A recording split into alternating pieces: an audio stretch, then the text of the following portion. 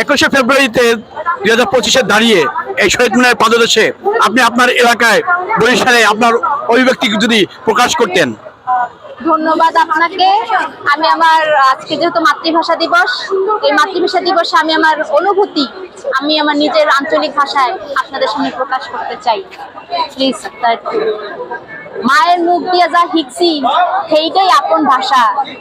হগলটির লগে একটা ইজ্জত রাখা কথা কইতে গেলে সচরাচর মানুষের মান ভাষাটারই গুরুত্ব দেয়, কিন্তু হেতে যে কথা কইয়ে শান্তি নাও পাইতে পারে মানুষ। আপনি ঘরে যে ভাষায় কথা কন সে ভাষা কিন্তু বাইরে বেমালা মানুষজনের সামনে কন না। এরপরে ঘরের ভাষা যে ভাষা মার মুখ দিয়ে হেঁকছেন সেইটাই আপনার দ্বারে মজার। মনের ভাব প্রকাশ করার লগে যদি আপনি মনদারি না খাটাইতে পারেন তাহলে আপনি মজা পাইবেন কোন জায়গায়? মুই বরিশালে জন্মাইছি, মুই এই অঞ্চলের ভাষাটারই কমু, এমন ভাবে কমু যেন মুই তৃপ্তি পাই। শুদ্ধ ভাষায় কথা কওয়াটা হইছে এক ধরনের চাপ। মোর দ্বারে ভাষা মানে ভাষা, এর শুদ্ধ আর অশুদ্ধ কইতে কিছু নাই। মোর মার ভাষা পেট দিয়ে পড়ার পর যে ভাষা কই শিখছি সেইটাই মোগো মাতৃভাষা। মোরা যতদিন এই ভাষায় কথা কমু অতদিনই মোরা আনন্দ পামু।